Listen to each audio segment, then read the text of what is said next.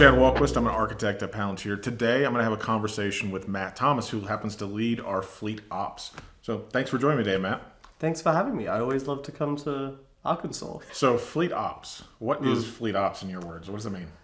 Fleet is kind of like our work with companies that, cars, trucks, ambulances. So things that move around, like how do you coordinate all those things that are moving around, making sure that they're doing the most optimal thing. But then growingly, I think the more that we go into it, the more that operations side of it kind of becomes really important, because you realize that everyone has a great idea of what they want to do. You can generally come up and know where everything needs to be, but how do you get your operations to actually have the intelligence at their fingertips so that they can then execute upon that fleet idea? So how do you improve your operations to be more, effective? So things that move around, and then how do you make the operations of those companies smoother at moving those things around is generally the idea. So it's really about scaling it, because it sounds like on a smaller level, you kind of know what has to happen, but it's like, how do I do this with tens or hundreds or thousands of cars or trucks or whatever those things moving around are? It sounds like a scaling operation. Yeah, it's kind of like, you can imagine if you ran a rental car company and you had 50 cars, you probably know the 50 cars off the back of your hand. All those things. Yeah. But what if you have 100,000 or 200,000 and it's across 6 countries, or you've got, you might even not have that many assets. You might only have 50 trucks, but they're all in all kinds of places and they're run by different operators, and you don't even know really what they're doing without calling up the truck driver and saying where is that truck right now? So it's kind of how do you bring, I always think about a swarm of bees. How do you make your swarm of bees all point in the right direction? And you might have known everyone's name at the beginning when you first started the company, but over time, there's so many bees that they're just all black and yellow. So you just got to make sure that they move in the right direction. And that's something that I think lots of people have been very good at doing that without software before. But as their companies grow further, like you said, with the scaling side of it, they can't keep up. I often kind of think about AI as kind of this infinite scaling of labor and expertise. And so if I can encode that into these systems and give it kind of some of the new AI tools that we have with AIP, this now gives me that scaling mechanism with that expertise. That's pretty interesting. That's a concept I think we're going to see more and more. Is it's not just automation, it's the skills, it's the skilled labor as well, not just this unskilled labor that we can scale with AI. Yeah, it's everything. And I think it's an important word that you say there, it's scale, because it's not how do I replace everyone in my organization, which I think some people come into it and they think, oh, that's what AI is for. No, I think it's how do you bring everyone up to the skill set of your best operator, and then how do you enable new diverse skill sets as well as skill sets that can be built on top of that with all those same people, because those people are an asset that you want to arm with as much intelligence as possible.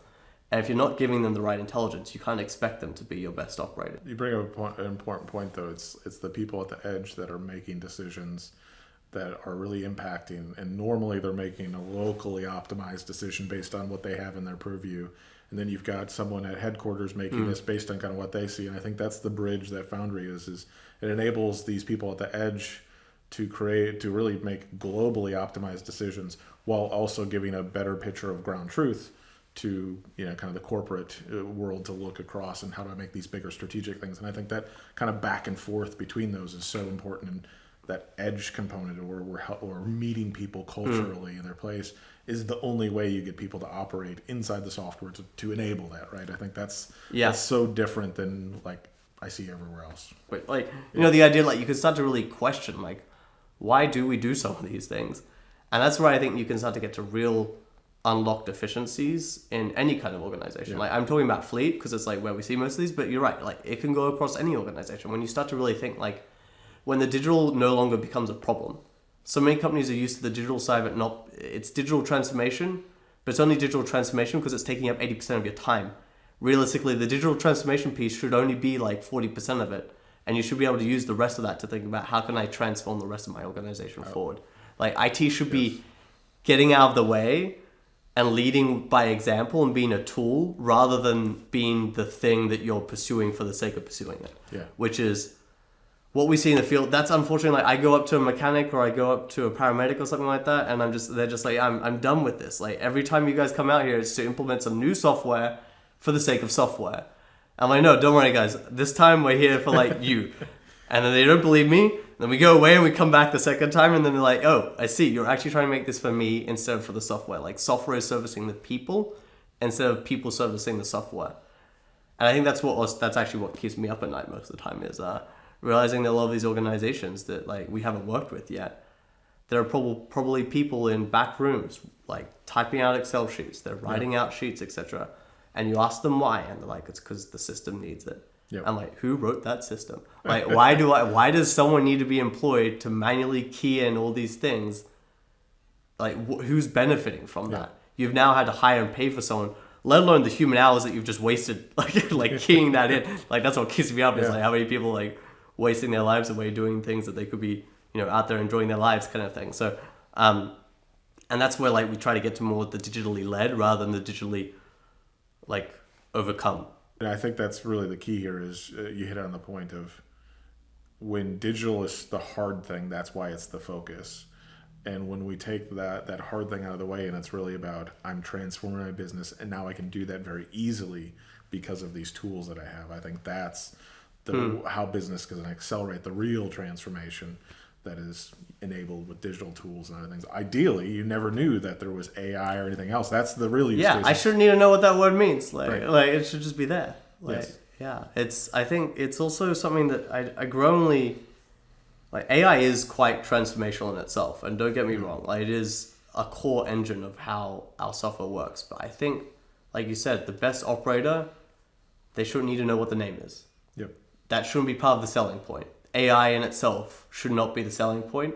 The value that it's bringing to the edge, to the actual people, to those 10,000 bees and like the black and yellow bees, it should speak for itself. They shouldn't care who made the app, where it came from, any of that. It should just be like, I need this. It makes my job easier. And I'm not having someone in the back room keying in fake data the entire time, or I'm like not doing X, Y, Z reason, which I'm sure everyone in their organizations has had to do at some point. Like everyone's had to like succumb to some kind of IT process for the sake of going to an IT process. So that's like, and I think that's also like why not just myself works at Palantir, but a lot of the people, at least on my team, like we didn't join Palantir to be software people. Like we joined Palantir to do operation problems and like operations. And software just happens to be the tool that is the best way to lead the change or lead the optimization, lead the benefits for it. You bring up another point too when you talk about the operations and it's really around process mining and process engineering. Some of the stuff I see with latest tools with machinery inside Boundary, other things, it's very much where now it's like I'm creating my ontology that's kind of the digital twin of my business operations. And I now have tools to help me mine that for understanding the bottlenecks in my process, which essentially kind of to a TEDism here of we've turned our business into a state machine. Yeah. Right. And I think that's where people like merging both software and kind of process engineering, that state machine of like, I just have all these nodes and pieces all over my business in different states, and I need to move them along through different states. And through those states, there's different ways to get them to the next state.